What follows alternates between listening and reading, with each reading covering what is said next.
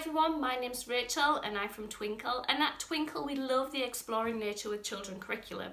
My family's been doing it for about 2 or 3 years now and we really enjoy it. So I thought I would see what it'd be like if you came along with us this week and we learn together. If you enjoy it, let me know and maybe we'll do it again another time. So our session is going to be broken down into 3 parts. It's up to you whether you do them all in one afternoon or you spread them throughout the week. But the first section is going to be about communicating and we're going to be using our head. The second section is going to be about connecting and we're going to be thinking about our heart a little bit. The third section is going to be about creating and we're going to be using our hands. Does that sound okay? Great. Now, before we begin, I'm going to see how awake you are with a quick game. All you have to do is clap when I clap. If I don't clap, you don't clap. Simple, okay? So if I clap, you clap. If I don't clap, you don't clap. Did you get it right? Let's try again. So only clap when I clap, okay? Concentrate and focus. Did anyone get it right? Last chance. Only clapping when I'm clapping.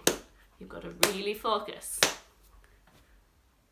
Did you get it? Well done if you did. If you didn't and you want to practice a little bit with your family, you can do that now. But I'm going to head to our first section, remember, which is about communicating and using our head.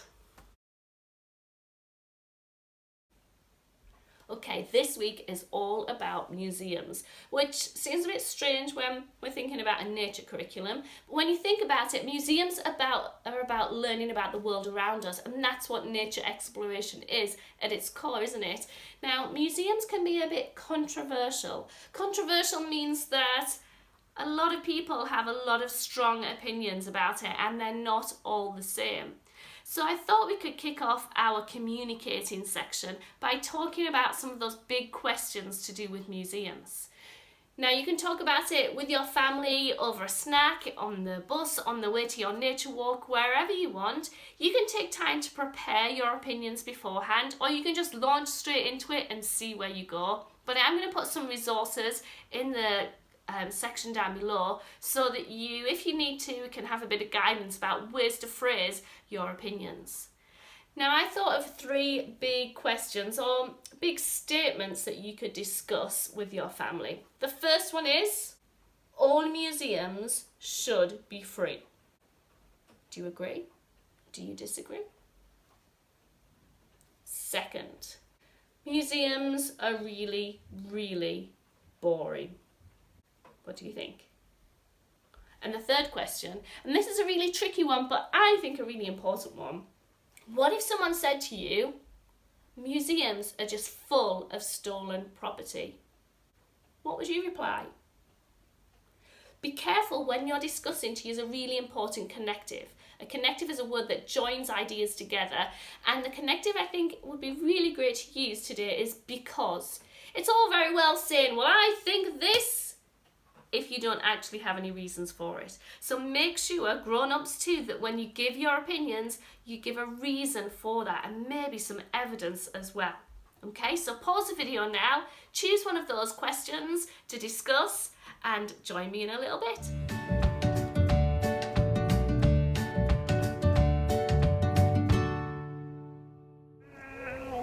Hi, I hope you had a great discussion as a family. If you're interested, we decided that yes, we think museums should be free.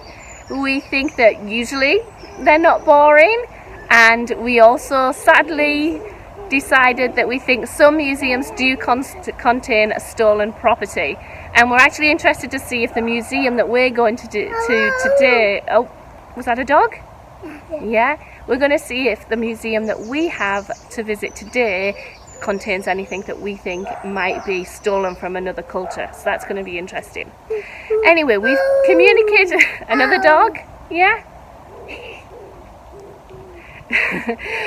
So we've communicated a little bit, but we're going to engage with the world around us in a different way now. We're going to connect using our heart or our emotions, using the whole range of human feelings. It's great to know facts and figures about museums, but sometimes we've got to let ourselves reflect on how things make us feel. They might make us feel excited. They might make us feel curious. They might even make us feel angry or disappointed or confused or tired. So that's what we're going to explore a little bit more now. So there are 2 ways that you could do your nature exploration this week. You could go outdoors, visit a museum in person. We're doing that for the first time in a long time today. Or secondly, you could stay indoors and you could use the internet to do a virtual online tour.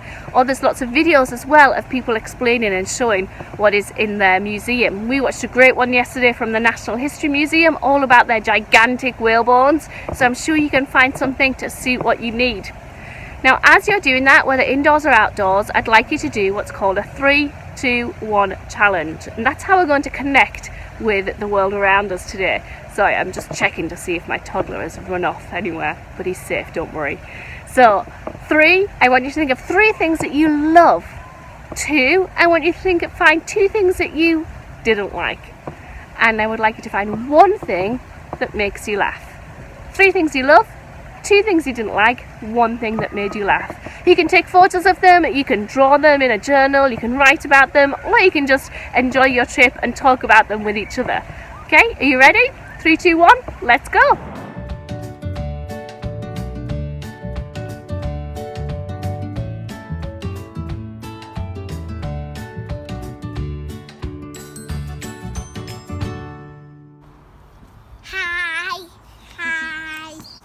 So we've just got back from the museum and we're going to show you some of the things that we found that we loved and that we didn't like, and 1 thing that made us laugh. So have a look at what we saw.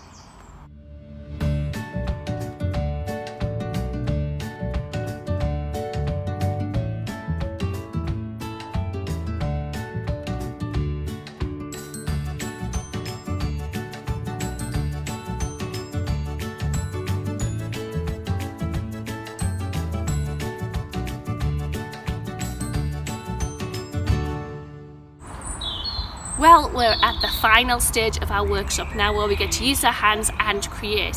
You might have seen something at the museum that inspired you, so if you've got your own idea for a project, then go for it and share it in the Facebook group. We would love to see it. If you like to do some reading and writing, then I've got some sheets for you as well, if that's the type of learner that you are.